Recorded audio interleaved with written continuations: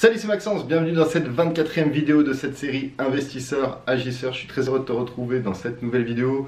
Cette semaine, c'est toujours sur le thème de l'indépendance financière et aujourd'hui, je vais te donner 5 habitudes à avoir pour devenir indépendant financièrement. La toute première habitude, et je le dis, je le redis, mais c'est essentiel, c'est d'apprendre continuellement. Tous les jours, tu dois apprendre. Donc j'en ai parlé hier, j'en ai parlé avant-hier, mais c'est vraiment quelque chose qu'il faut que tu ancres en toi parce que c'est quelque chose qui est essentiel, c'est d'apprendre continuellement. Tous les matins, ce que je fais, c'est je me réveille, je lis soit un passage d'un livre, soit j'écoute un Kub, donc c'est l'application Kuber et c'est des résumés longs, donc ça c'est super intéressant. Ou sinon, je regarde des vidéos qui sont sur un sujet en particulier, mais j'apprends constamment. Le soir avant de me coucher, je fais exactement la même chose. J'essaye d'apprendre un maximum et même durant la journée, dès que j'ai des moments, je me mets un audio Kub, je me mets un livre audio par exemple et j'apprends constamment. Par exemple, si je suis sur la route, c'est ce que je vais faire. Mais c'est obligatoire. Si tu veux vraiment devenir indépendant financièrement, il faut vraiment que tu prennes l'habitude d'apprendre beaucoup de choses, d'apprendre des autres, d'échanger. Et quand je te dis apprendre, c'est pas forcément aussi que dans les livres. C'est typiquement, tu vas déjeuner avec une personne et lui, tu restes ouvert à ça et il va t'apprendre beaucoup de choses. Il va t'apprendre de son parcours, il va t'apprendre de ses erreurs, il va t'apprendre des stratégies qui fonctionnent. Mais il faut vraiment rester ouvert à l'apprentissage et apprendre de tout et de tout le monde. Et c'est ça qui est très important. Et après, tu choisis du coup toutes les bonnes informations et tout ce qui te correspond. Et après, bien sûr, tu appliques. Mais voilà, l'objectif, la toute première habitude à avoir, c'est d'apprendre tout le temps. La deuxième habitude, ça rejoint un petit peu la fin de cette première habitude, c'est de s'inspirer de mentors, c'est de s'inspirer de personnes qui ont réussi, c'est de s'inspirer de personnes qui ont eu des résultats là où tu as envie d'avoir des résultats. Si par exemple, tu as envie d'avoir des résultats dans l'immobilier, inspire-toi de personnes qui ont eu des résultats dans l'immobilier et après analyse comment est-ce qu'ils ont fait. J'adore lire des biographies par rapport à ça, c'est surtout pour l'analyse de l'état d'esprit, des stratégies que les personnes ont mis en place. Donc voilà, après un mentor, ça peut être un mentor que tu rencontres physiquement ou ça peut être un mentor que tu retrouves dans les livres par exemple. Donc voilà, après il n'y a pas de limite à ça, ça peut être n'importe quel mentor, mais moi ce que j'aime bien avec les mentors c'est que tu prends un mentor qui a eu des résultats là où tu as envie d'en avoir et tu analyses tout le cheminement par lequel il est passé, tu analyses tout ce qu'il a mis en place pour y arriver et c'est ça qui est vraiment puissant et c'est ça qui te permettra de devenir indépendant financièrement, c'est que tu analyses tout le processus qu'a mis en place ce mentor et tu l'appliques dans ta situation. Donc voilà, prends l'habitude de tout le temps trouver des nouveaux mentors. Des nouveaux mentors, tu vas en trouver. Plus tu vas rencontrer du monde, plus vous allez échanger, plus ils vont vous donner peut-être leur mentor et ça va te donner ton mentor aussi. Donc voilà, trouve des mentors, inspire-toi de mentors et applique ce que le mentor a mis en place et tu auras des résultats. Et ça, c'est vraiment une habitude à avoir qui est essentielle.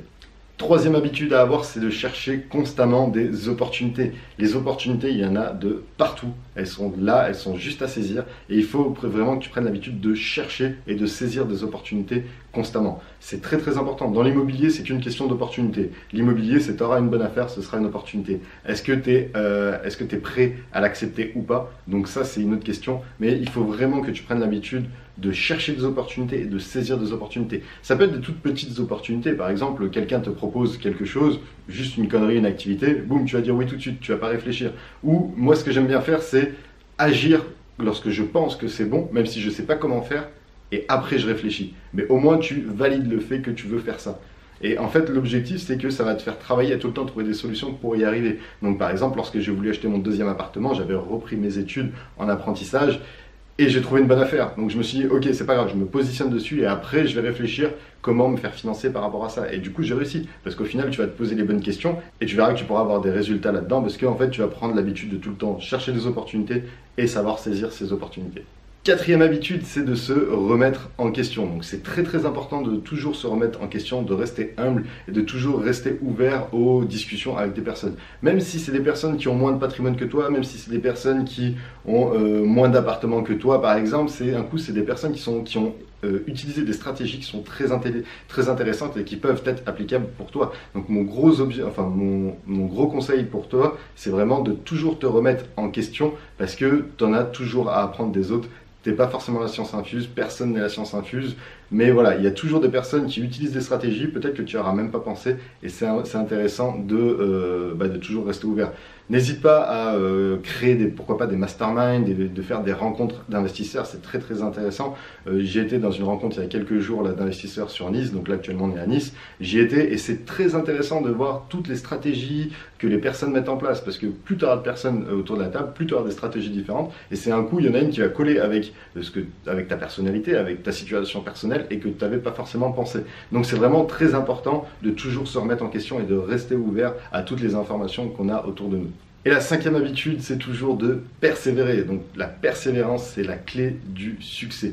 Beaucoup de personnes, lorsque j'ai commencé en fait à investir dans l'immobilier, on a intégré un groupe. À l'époque, on était une trentaine. Et il y a beaucoup de personnes qui ont abandonné après le premier échec, après la première épreuve, mais du coup qui s'est transformé en échec vu qu'ils ont abandonné. Et c'est ça qui est qui est fou, c'est que tu peux avoir deux parcours différents et pourtant tu commences avec la même envie dès le début. Mais c'est juste qu'il y a des personnes qui s'arrêtent une fois, ah non, j'ai eu un refus de la banque, c'est-à-dire que je suis plus jamais finançable de ma vie, donc j'arrête d'investir dans l'immobilier. C'est horrible de se dire ça, tu te dis bah non, j'ai eu un refus de la banque, pourquoi j'ai eu ce refus de la banque? Est-ce qu'il me manquait des pièces? Ok, monsieur le banquier, qu'est-ce qui me manquait comme pièces pour pouvoir me faire financer? Boum, tu vas voir une autre banque, tu lui dis bon, moi je vais me faire financer, tu as rajouté les pièces supplémentaires et ainsi de suite. Tu te remets en question et on en revient à la quatrième habitude, c'est toujours de se remettre en question, c'est le fait de persévérer, c'est de toujours y aller, se remettre en question, y aller, se remettre en question et toujours rester focus sur ton objectif de l'indépendance financière. Et moi comme je t'ai dit, ça m'énerve de voir des personnes qui n'y arrivent pas une première fois et qui abandonnent à ce moment-là. C'est horrible. Et du coup, c'est des personnes qui pourront jamais devenir indépendantes financièrement avec l'immobilier parce qu'elles s'arrêtent au bout de la première épreuve. L'immobilier, je te le cache pas, ça va être assez compliqué. Il y aura des hauts, il y aura des bas, il y aura des problèmes au niveau des offres, il y aura des problèmes au niveau du financement, au niveau des travaux, au niveau de la gestion. Enfin voilà, il y aura toujours des problèmes, il y aura toujours des épreuves, mais il faut toujours que tu persévères, toujours que tu ailles de l'avant et toujours que tu sois focus.